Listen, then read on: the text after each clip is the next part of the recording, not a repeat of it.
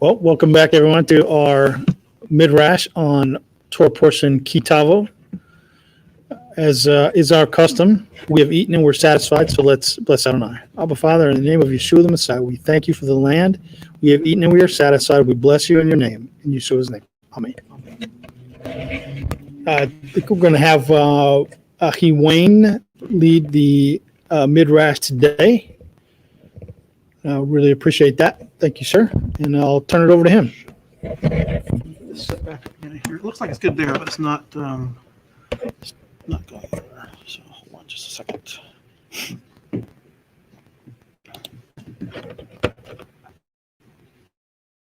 That's right. Sorry about that. So double, we're watching ourselves on the screen now. Didn't. Oops, that's the wrong one. Ki-Tavo or Ki-Savo, Ki-Tavo, yeah. depending on your pronunciation. All right.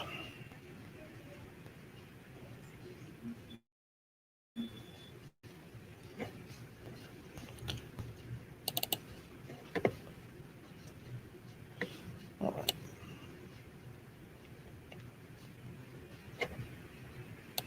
Your sister Petra would be Petra in Ashkenazi.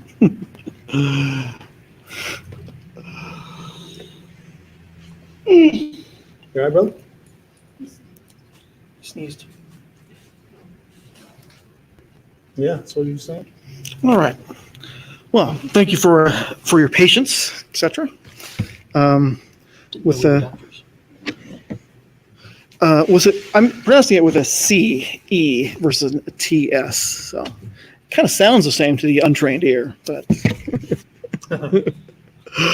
All right, let's once again pray. Abba, may the words of my mouth be pleasing to you, and may the heart of our body of believers seek your wisdom and your guidance to tell us how to walk out your way.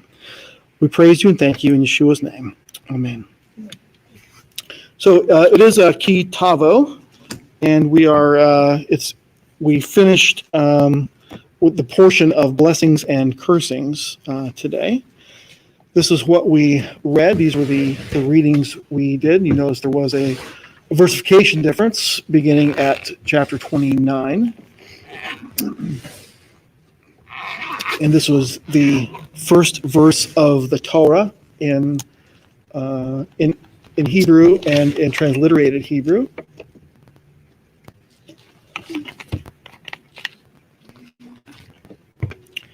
A couple different translations of same.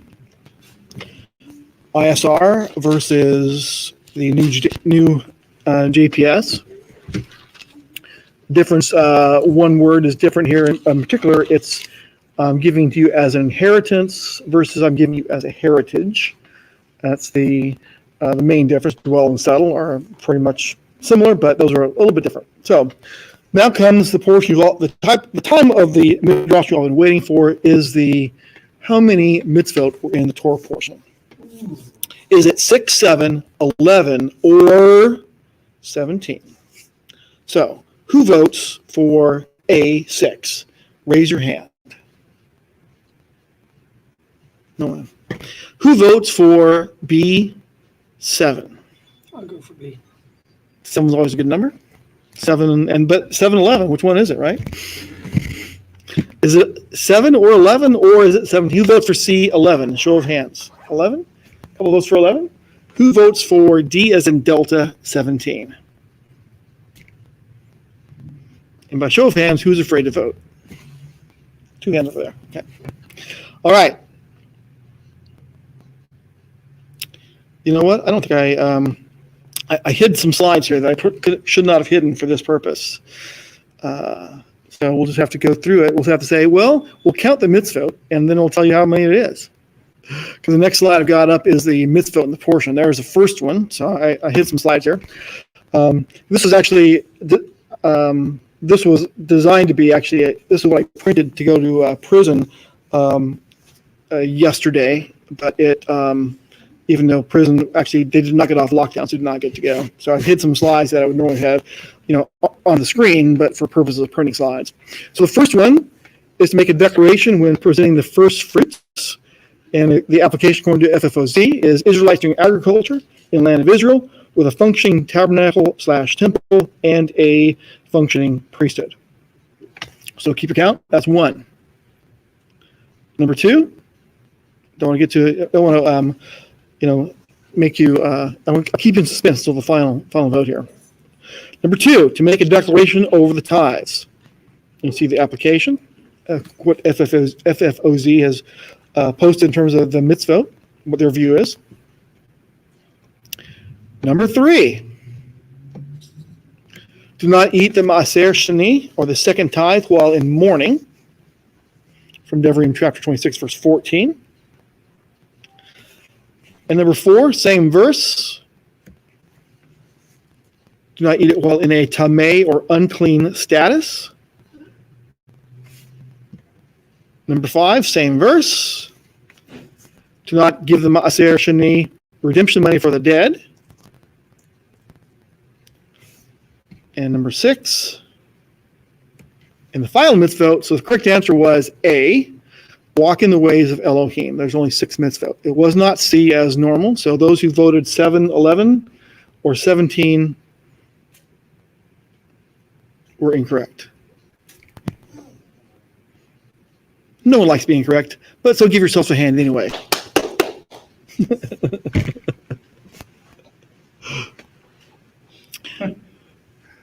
No? All right. We get to, this is one of the questions that JD raised in the Ute Challenge as a what's wrong with this picture. My father was a fugitive Armenian. No, that's not right. It's a fugitive Aramaean. As a couple different versions. Now there's we'll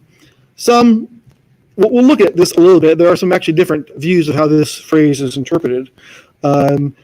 The JPS says fugitive Aramaean, but the Art Scroll says an Aramaean tried to destroy my forefather. Mm-hmm. You see, Might be talking about Laban. yes.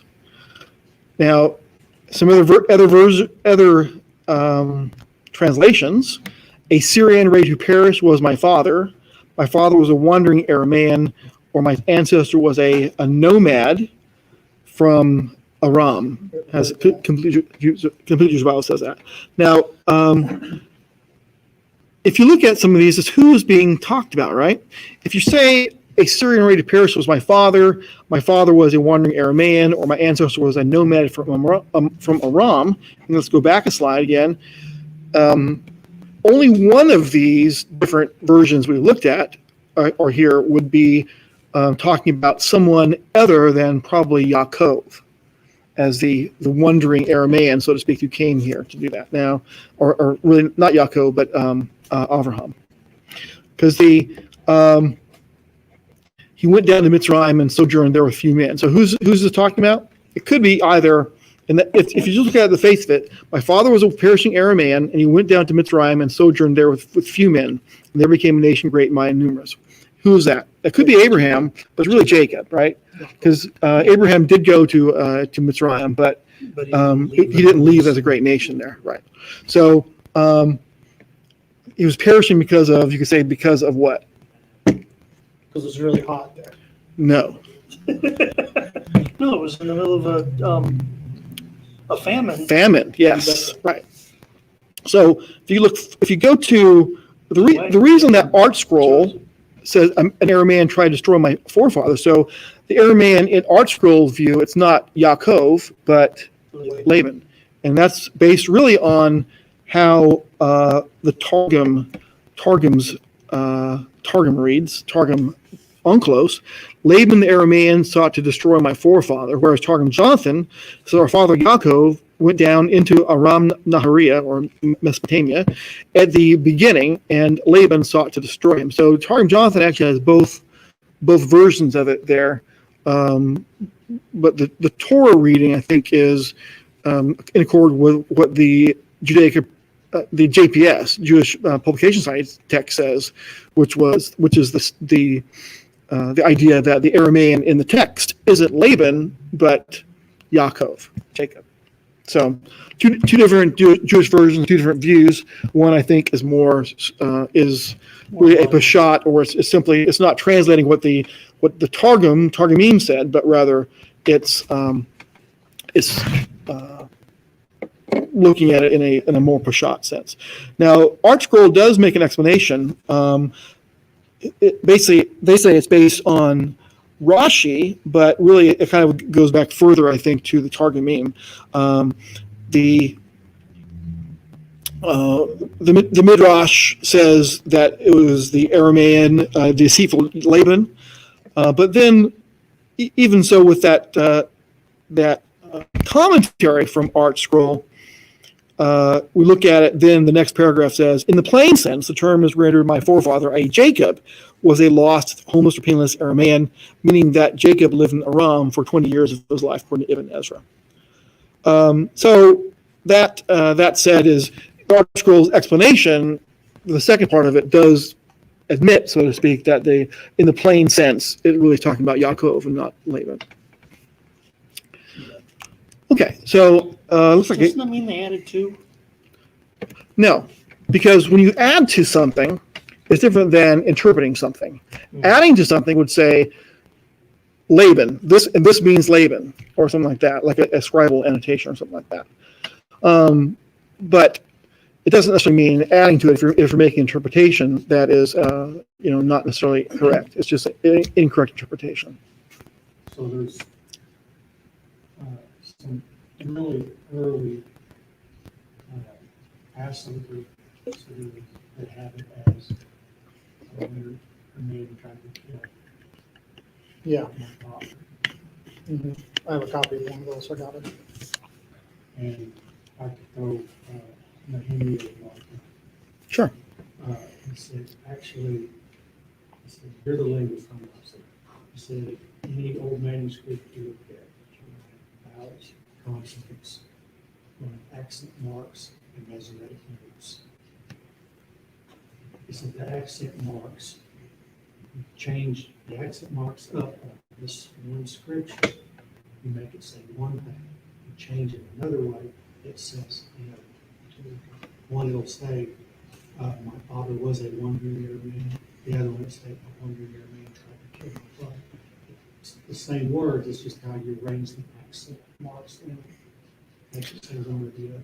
So again, that goes back to an ancient interpretation because the accent marks were not in the original text. So it was ancient interpretations may differ on the subject. Yeah. Exactly. Which does track with a lot of other things. I mean, the Masoretes were thought to be Karaites, from what I understand. So there's whoever made the accent marks were the first ones. At least some of them were from different sect than the most numerous sect now. So I think I did not change, or I look like I messed up the subjects thing of it. It says the year of tithing. So you can barely see it on the screen because it's not dark. So I must have messed that up somehow. But the year of tithing was from 26:12 and 13a. It says, when you're completing the tithing, all the tithe of your increase in the third year, which is the year of tithing, have given it to the Levite, to the stranger, to the fatherless, and to the widow, and they have eaten within your gates, and have been satisfied. Then you shall say before Adonai your Elohim, I have put away the set apart portion from my house, and also have given it to the Levite, and to the stranger, and to the fatherless, and to the widow. Continuing, according to all your command which you have commanded me. I have not transgressed your commands, nor have I forgotten.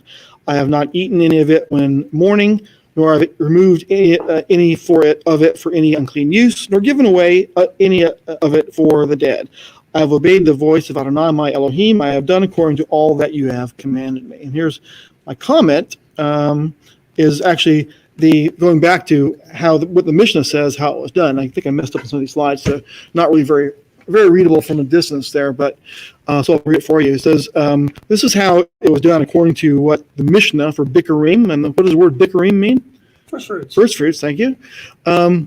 How were the bikurim set aside? A man goes down to his field, he sees a fig that ripened, or a cluster of grapes that ripened, or a pomegranate that ripened. He ties a reed rope around it and says, behold, these are bikurim. How were the bikurim taken up? To Jerusalem. All the inhabitants of the cities that constituted the Amad, the place of standing, Amad, of course, the word to stand, like the Amidah, assembled in the city of the Ma'amad and spent the night in the open place thereof without entering any of the houses. Early in the morning, the officers said, let us arise and go up to Zion, into the house of the Lord our God. Those who lived near brought fresh figs and grapes, but those from a distance brought dried figs and raisins. An ox with horns bedecked with gold and with an olive crown on its head led the way. The flute was played before them until they were nigh to Jerusalem. And when they arrived close to Jerusalem, they sent messengers in advance and ornamentally arrayed their bikurim. The governors and chiefs and treasurers of the temple went out to meet them according to the rank of the entrance used they to go forth. All the skilled artisans of Jerusalem would stand up before them and greet them, brethren, men of such and such a place, we are delighted to welcome you. The flute was playing before them till they reached the Temple Mount, and when they reached the Temple Mount, even King Agrippa would take the basket and place it on his shoulder and walk as far as the temple court. At the approach to the court, the Levites would sing the song, I will extol thee, O Lord, for thou hast raised me up and hast not suffered mine enemies to rejoice over me, from Psalm chapter 30, verse 2. The turtle doves tied to the basket were offered up as burnt offerings, but that which they held in their hands they presented to the priests. While the basket was yet on his shoulder, he would recite from, I profess this day unto the Lord thy God, until the completion of the passage. Rabbi Judah said, till he had reached a wandering Aramean was my father. Having reached these words, he took the basket off his shoulder and held it by its edge. And the priest placed his hand beneath it and waved it. He then recited from a wandering Aramean was my father until he completed the entire passage. He would then deposit the basket by the side of the altar, prostrate himself, and depart. Originally, all those who knew how to recite would recite, whilst those unable to do so would repeat it. But when they refrained from bringing, it was decided that both those who could and those who could not recite should repeat the words. And so, this is, of course, not Torah, but it's from the Mishnah. And Mishnah was based on previous information, but it's compiled in written form between the years 200 and 500 of the Common Era. So that's how it was done according to the Mishnah, how the first fruits offering was brought forth. It was not just willy-nilly, but it seemed like a pretty big deal. It wasn't something that just individuals did, but people from such and such a place, such a town, would bring them together and be welcomed in the city, at least during the time of King Agrippa, according to this time here. If you're coming from far away, group together for safety. Yeah, you'd obviously want to not do traveling individually because of robbers. First fruits. Yeah, right. You want to make sure they get there.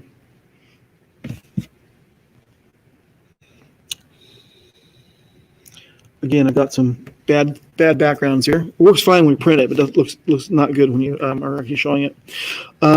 All the words of the Torah from chapter 27, verse 23. And it shall be on the day which you pass over the Yarden to the land which Adonai your Elohim is giving you, that you shall set up for yourselves large stones and plaster them with plaster, and write on them all the words of this Torah.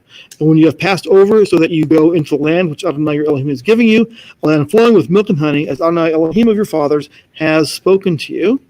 And it shall be, when you have passed over the Yarden, that on Mount Ebal you shall set up these stones, which I command you today, and you shall plaster them with plaster, and build an altar to Adonai your Elohim there, an altar of stones. Do not use an iron tool on them.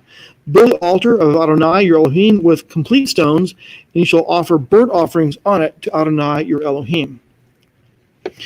And shall offer peace offerings and eat there and rejoice before Adonai your Elohim. And you shall write all the words of this Torah on the stones plainly and well. So how many stones are to be used? I didn't remember it saying a specific number, but my guess would be as many as were needed. Well, I think tradition says 12. You can fit the entirety of the Torah on 12 stones. Well, they're huge stones, and there was some question as to whether or not it was the entire 5 books of Moshe or the teaching. Torah means teaching that they had just gotten, that we just talked about in the book of Devarim, quite possibly. And there's even another tradition that says it was the 10 words, the 10 commandments. Oh, sorry. Look like you raise your hand and go like that. Okay. I've been reading Kings 1, and Solomon is making a holy place for God to spend his time, and he made sure that they didn't use any tools and stuff on the stones. Yeah, you're saying they didn't use any steel, any iron tools? Do you know why that is?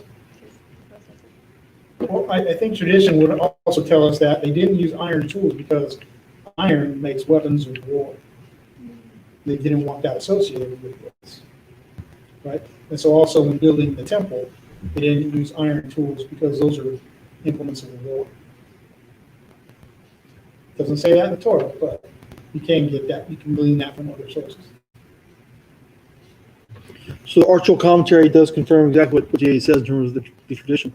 Moses now commanded the people that upon entering the land, which they would do in only a few weeks, they were to commit themselves anew to God and the Torah. They would do this by inscribing the entire Torah on 12 huge stones, by bringing offerings, and by gathering at 2 mountains to affirm their allegiance.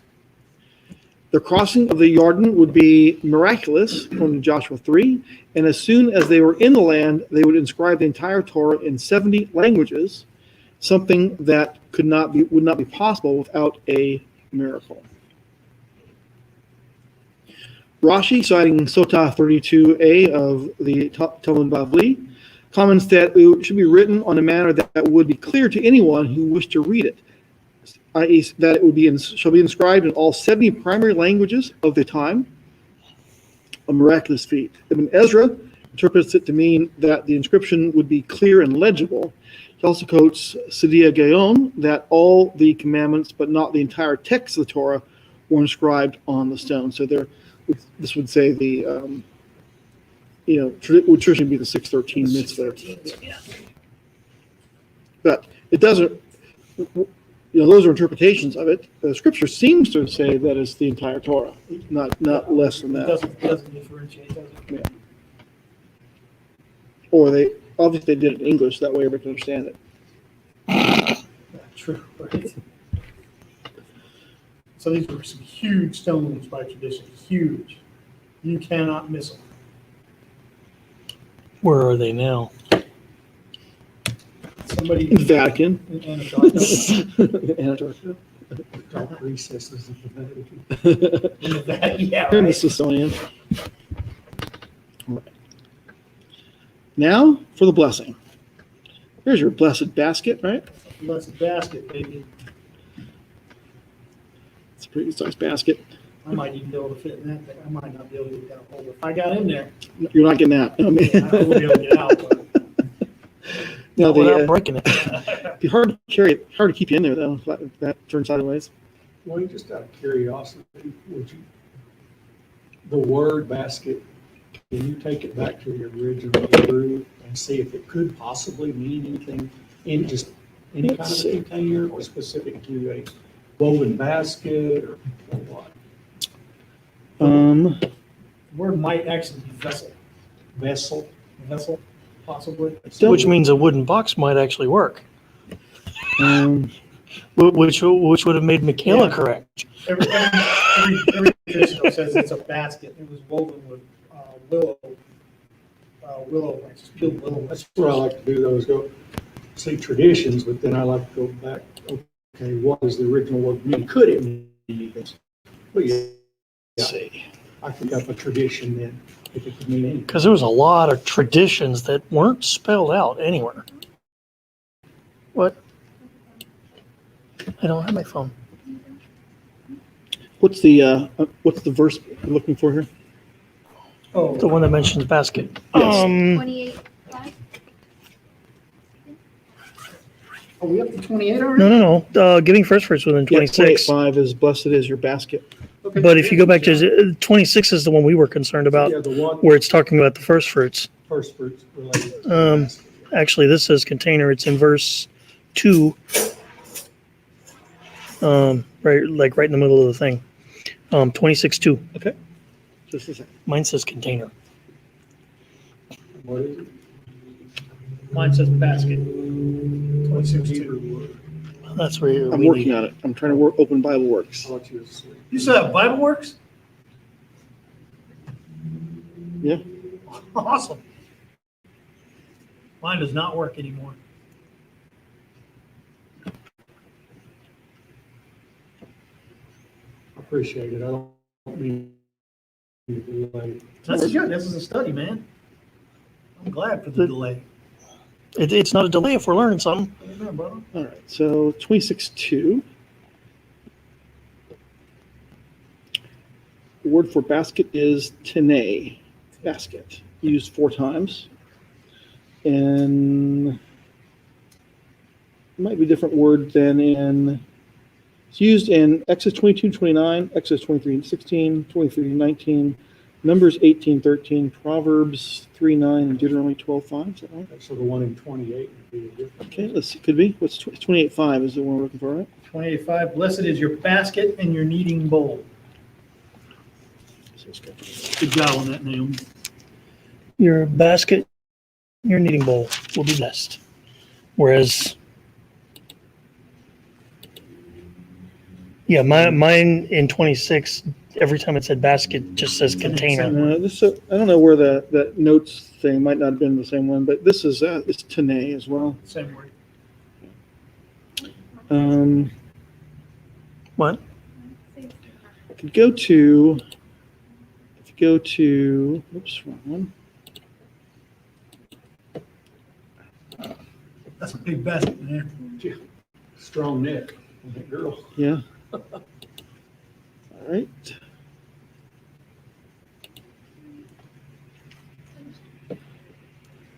Five is is there a versification difference at this point or not? Is this Tanecha for basket? So search on lemma. 4 times it appears, 28, 26:2, 26:4, 28:5, 28:17. So those are the 4 times that it appears in the Bible, that word basket. Okay. All right. So if it's only used those specific 4 times, I'm wondering if that's if it might actually mean something slightly different. No, I think it means basket. Because, I mean, basket's used other places in the Bible, and it's not that word.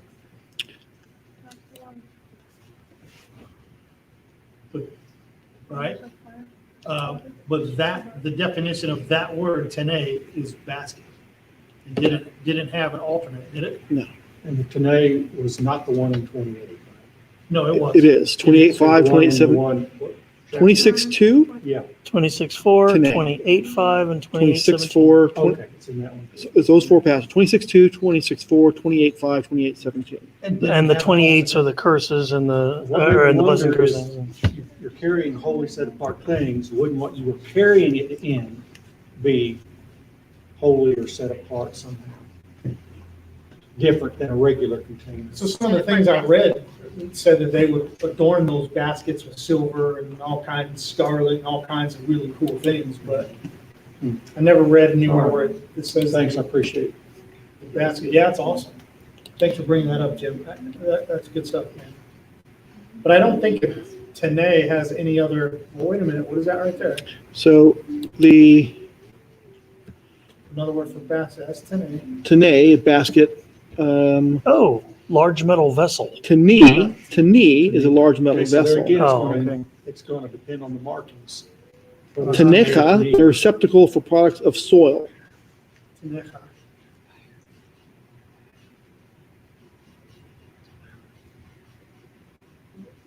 Because the word appears to, the root word is, looks like to me, of that, I'm not saying it's the root word for sure, but you see the word, the three-letter word Tanakh down there, not meaning that, not the Bible Tanakh, but it means the word soil, possibly defile, but Tanakh, excuse me, not Tanakh.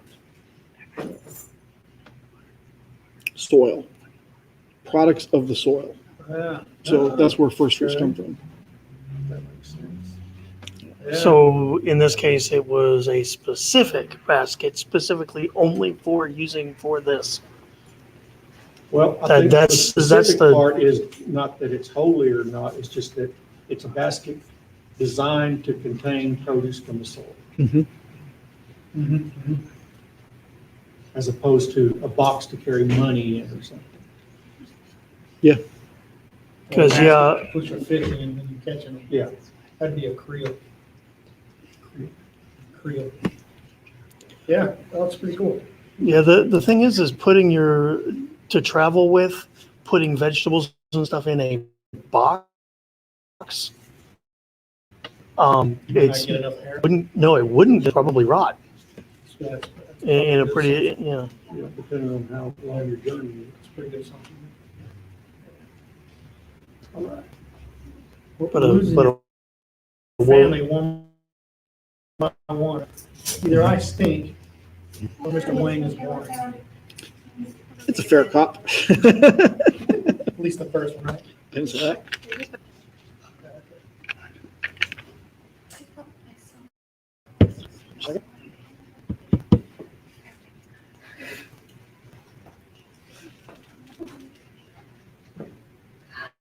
And get screen, I guess. Going back up. Thinking about it. It's efforting. How would you spell, Zucchini? Can you spell what? Zucchini? In English or in Hebrew? I'm guessing starts with a bet. Yeah, that's what I wrote. I believe it's koofs, not coughs there. But Koresh, I don't have that. Yod, Menzafit.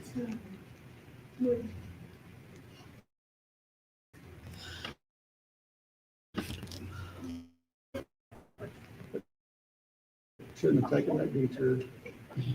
No, should have. That was good. That's good, man. Peter- Used to do Peter that all agrees the with time, Jim. remember? Yeah, I know. Yeah, me too.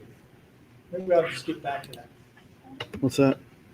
Where we go through and we just, instead of having these pre-prepared things, we can Oh. stop and look something up and check the You can always Hebrew. stop. I've got an interesting note on that whole thing about, Check that we were interesting talking- notes. the instruction to write upon one monument all the words of this law has seemed impossible to many critics. However, the size of the stele inscribed monument is not mentioned, nor is law clearly defined. It is unlikely that the entire Torah is in view, but perhaps the reference is to more than the Ten Commandments. This law refers to Deuteronomy, Moses' summary of the Sinai covenant. Though lengthy, it is not much longer than the Code of Hammurabi, whose prologue, epilogue, and laws are all inscribed on one stone monument.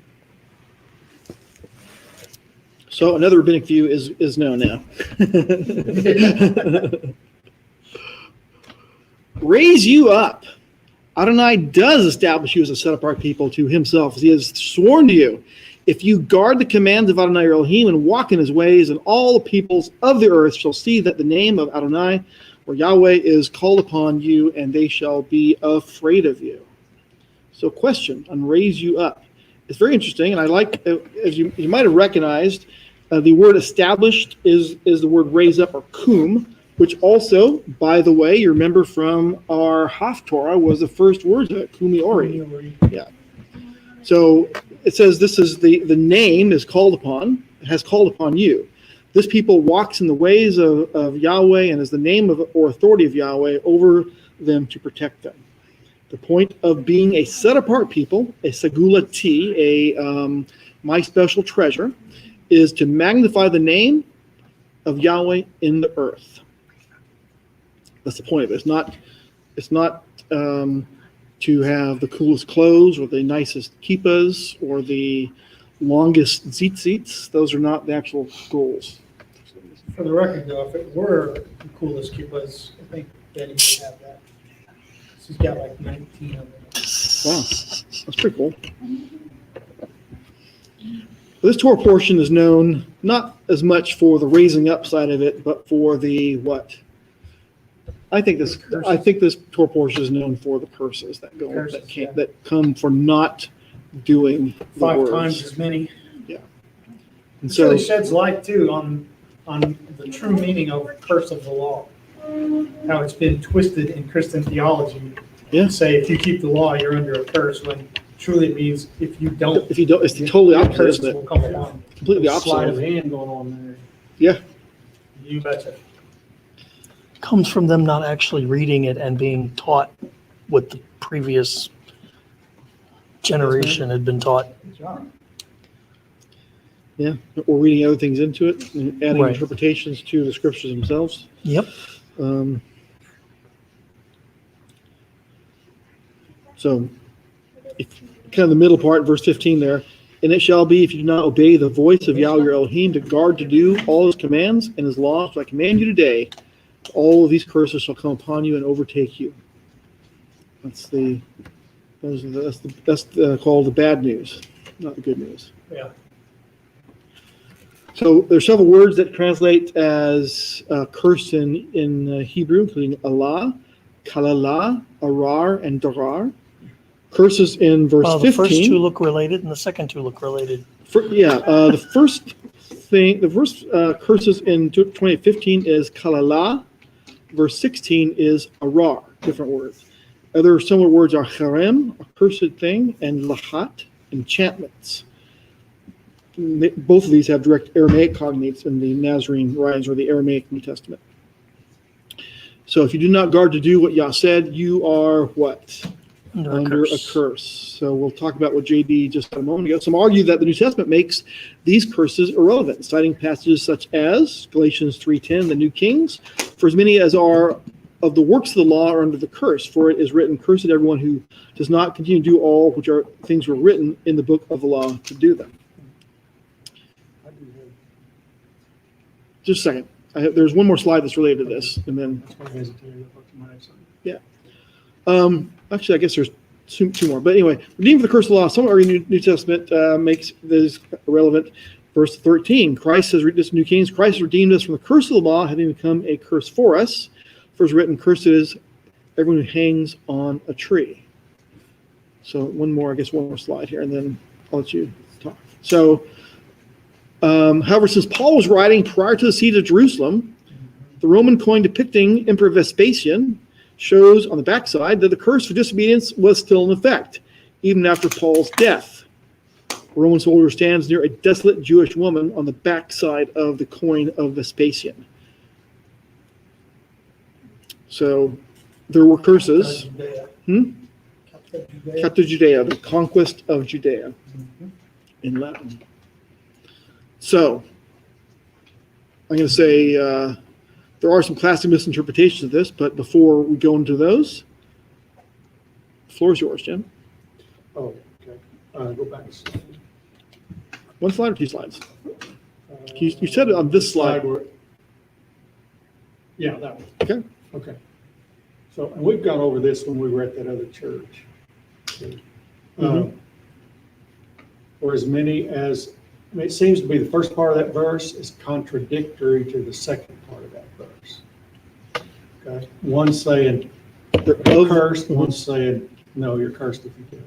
One saying you're cursed if you don't do it.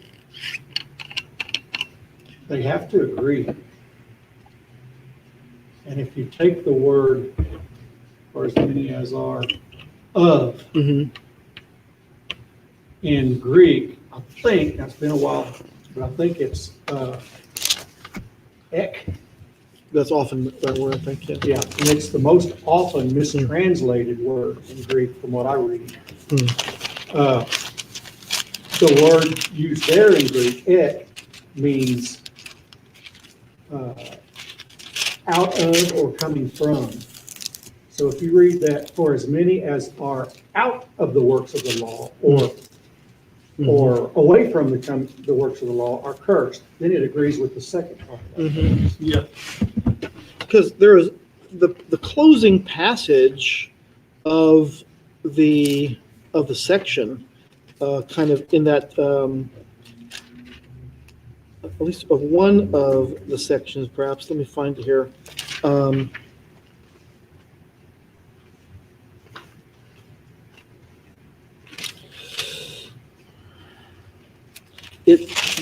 What it does, it definitely aligns with what you just said. And find where it did, as we were reading today, it seemed to me that it brought it all together. And Ooh, which means they completely ignore verses 17, or 16 and 17. Because I just read the whole section. For all who rely on the works of the law are under a curse, because it is written, cursed is everyone who does not continue doing everything written in the book of the law. Now it is They mistranslated. They translated that to fit their right. interpretation. Now it is clear that no one is justified before God by the law, because the righteous will live by faith. But the law is not based on faith. Instead, the one who does these things will live by them. Christ has redeemed us from the curse of the law by becoming a curse for us, because it is written, cursed is everyone who is hung on a tree. The purpose was that the blessing of Abraham would come to the Gentiles in Christ Jesus, so that we could receive the promise of the Spirit through faith. Brothers, I am using a human illustration. No one sets aside even a human covenant that has been ratified or makes additions to it. Now the promises were spoken to Abraham and to his seed. He does not say and to seeds as though referring to many, but and to your seed, referring to the one who is Messiah. And I say this, the law which came 430 years later does not revoke a covenant that was previously ratified by God so as to cancel the promise. For if the inheritance is from the law, it is no longer from the promise, but God granted it to Abraham through the promise. the verse I was looking for was the last verse of chapter 27, 26, which reads, a curse on anyone who does not confirm the words of this Torah by putting them into practice. Mm-hmm. All the people are to say, Amen. So if anyone does not confirm the words of this Torah by putting them into practice, what are they under? A curse, which definitely aligns with what you're saying there. Yeah. And for as many as are out of or away from the works of the law are under a curse. Because they do not confirm the words of this Torah. Cursed is everyone who does not do the law. Yeah. Yep. All right. Kepta. So classic misinterpretations. We've read 3:10 of Galatians, 2:10 of James says, whoever keeps the whole law and stumbles on one point, he has become guilty of all. This is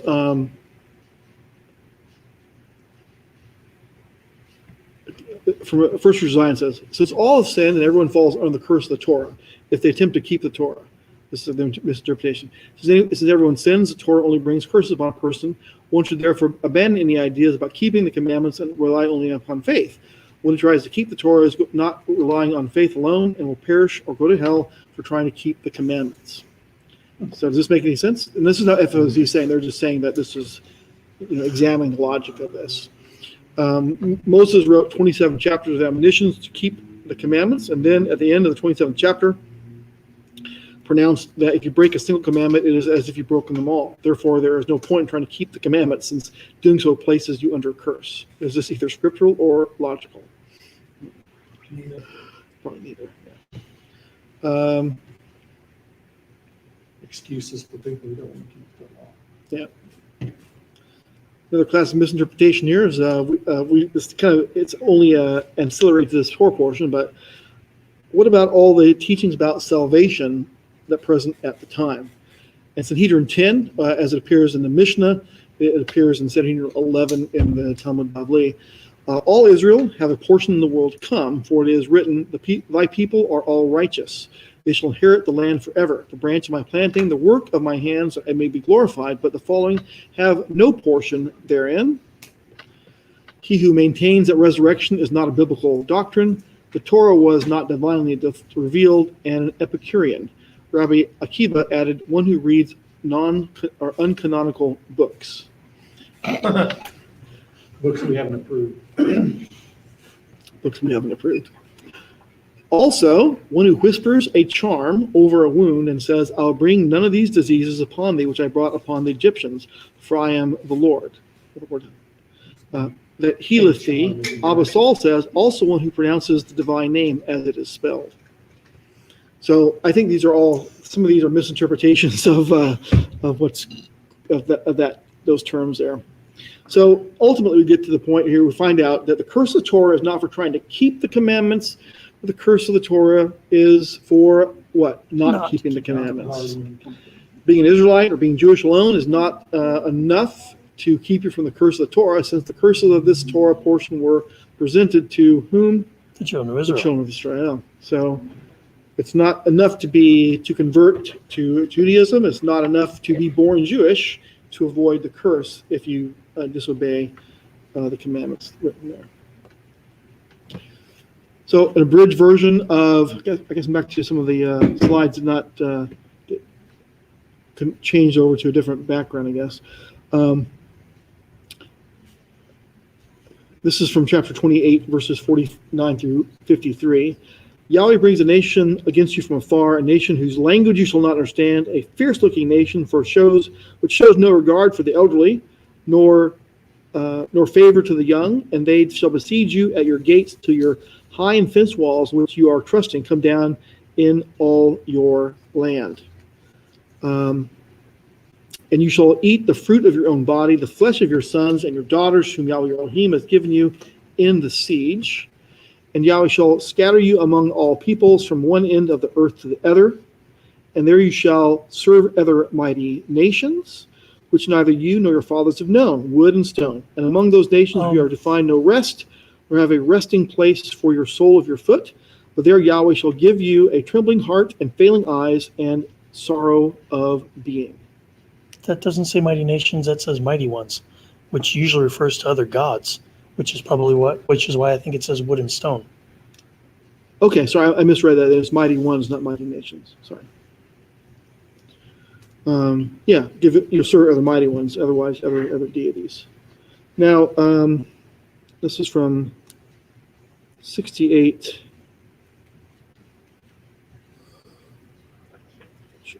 If you read a couple of verses further than this, 2868 is another. I don't have a slide on it, but it is a classic misinterpretation. There is you may not have heard of it, but I'll tell you what it is. 28:68. Finally, Adonai will bring you back in ships to Egypt, the place of which I have said to you, you will never again see it again. You will never see it again. Never ever see it again. And there you will try to sell yourselves as slaves to your enemies, but no one will buy you. So who knows what? Well, that is a classic misinterpretation. 28:68 of a sect called Hebrew Israelites.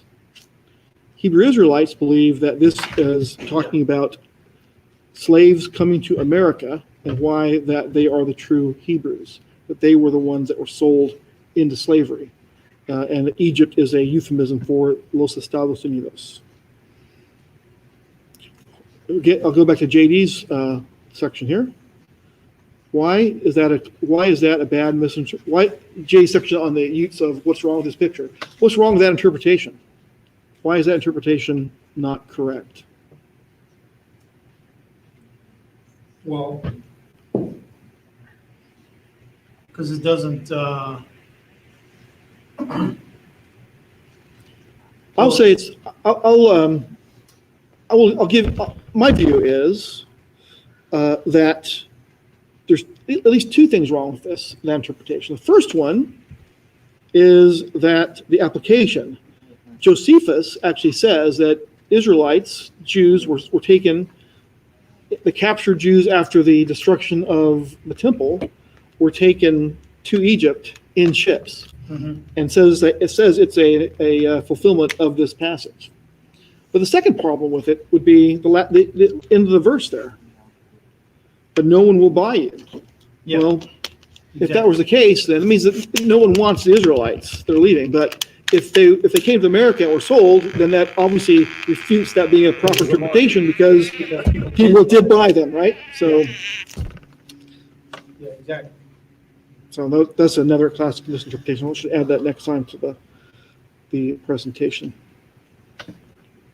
Okay, so That's good. If Israel would not have been scattered, Moshe's a false prophet. yeah, right. This is That's absolutely true. yeah. We don't like it to be the case. We don't really like this portion at all in terms of all the curses on it. I mean, no one wants to be subject to curse or disobedience. But if the Torah is true, then Israel would be scattered. If it's not the case, if these curses didn't come about as prophesied by Moses, Moshe would be in fact under the ban of being a false prophet. Well, next week's portion probably is one of my favorite portions of the Torah, but to get there, you have to go to chapter 29. And chapter 29, much of it is next week's portion, but this one is important because it sets the stage for next week's portion, and it discusses what is known as, well, I would call it the second covenant of Moses. Most people think the covenant of Moses is singular, but in fact, we talk about this. This tells us specifically this is beside the covenant which he made with him at Horeb. So where was the first covenant? Sinai. Sinai. So this is the second Mosaic covenant. So besides doesn't mean one canceled the other one out. Well, if it did, that means that the Torah canceled Exodus Right. just now. In addition to. Yes, yes. A covenant doesn't cancel the previous version. It adds additional stipulations to it. It continues on that same thing. This covenant gives us. It's basically and additional. Yeah, and this gives it the second covenant, as we're going to read here, actually gives us hope from the founderings of Israel in the desert. This next covenant gives us a lot of hope. So it's not just that Israel be scattered, but the hope in next week's portion is going to be Israel was and will be redeemed, as you see in chapter 30. But with this, we can see from this that it is a second Mosaic covenant. And part of it is that 29 verse 4, but Yahweh's not given you a heart to know and eyes to see and ears to hear until this day. You ate no bread and drank no wine or strong drink so that you might know that I am Yahweh your Elohim. Therefore you shall guard the words of this covenant and do them so that you prosper in all that you do. And kind of a sneak peek of next week's portion is talking really about what that covenant talking about. Really, chapter 30, verses 1 through 6, this is the culmination of that. Shall bring you to the land which your fathers possessed, and you shall possess. So when this was being read before, say, 1948 or so, there was something that will this passage ever come about? Will this ever be fulfilled? Because it had not been fulfilled for nearly 2,000 years. Now, it certainly has not been fulfilled even now, because we read the end of this verse. It says, and Yahweh your Elohim shall circumcise your heart and the heart of your seed to love Yahweh your Elohim with all your heart and with all your being, so that you might live. Now, all of those who dwell in Israel today don't fit that description. So it's one of those other things that are here now and not yet. Israel has started to go back to the land, and has started to possess it. But I would say, as long as you don't really truly possess the Temple Mount, you don't really possess the heart of Israel. So there's still, until the Temple Mount is truly in Israel's control and possession, Israel's still in exile, even though they're living right outside the gates, so to speak, in my view. And so, And the circumcise their heart thing when Israel has the largest gay pride parade in the world, something's still wrong. Many Jews are atheists. Still consider themselves Jews, which doesn't make sense. No matter where they are in the world, people are people, everywhere you go. Yeah. I've been to a whole bunch of different countries, and every single one of them, people are exactly the same, no matter where you go. And Israel is no different. I've not been to Israel, but I know it's no different. You got some people that believe and then try to worship as best they can, but you got a whole thump of people who just don't believe Adonai is real. They're atheists for sure, or they do something crazy, or worship the universe, or whatever. It's Crystals. ridiculous. Holy crystals. So we'll get into this more next week, but the covenant that's being spoken of in Jeremiah 31, the famous New Covenant passage, is speaking of the same concept, not like the covenant at Horeb, right? So the covenant that is being spoken of here is the same. It's also a new covenant, just like the new covenant given at Mount Horeb. Except it's at Moab. Yeah. Horeb is a euphemism for Sinai, right? So, all right. So this is what's going on here, and we'll talk about this more next week. The Haftorah in a nutshell from Ki-Tavo, or Ki-Savo, as JD pronounces it. This week's Haftorah is the sixth of 7 series of Haftorah of consolation. These 7 Haftorah commence on the Shabbat following Tisha B'Av, continue to Rosh Hashanah. In glowing terms, the prophet recounts descriptions that will unfold during the redemption, beginning with the resurrection of the dead and the ingathering of the exiles. Continuing with joy and abundance of the Jewish people will then experience, as well as the gifts that will be brought to God from all the nations of the world. Finally, the Jewish nation will no longer be despised and derided. There will no longer be violence nor mourning, and God will shine his everlasting light on his people. So we were reading that. It seemed to me like, wow, this was John,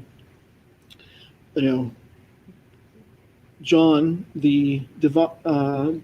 of the book of Revelation, had an insight into what that's going to look like. I think Revelation seemed to be, in some measures, drawn out of the same vision from Isaiah. Was the same vision or similar vision that John had. It seemed very similar to that city of light kind of thing. The idea of no longer needing the sun or the moon is going to be Yah's light over everything. The millennial kingdom. Yeah. All right. That's what I have. What are your questions? If there are no questions, let's pray. I will thank you for the blessing of being here together to study your word, to dig into your word, to drash about your word. I will thank you for your wisdom, for your insights, and above all, thank you for Yeshua HaMashiach, our Savior. We thank in Yeshua's name. Amen. Got Sukkot coming up, y'all. We're going to have a Sukkot planning meeting this coming week. Would you be able to make it? Oh, and if so, what day would be good for it? Let me know what date's good, and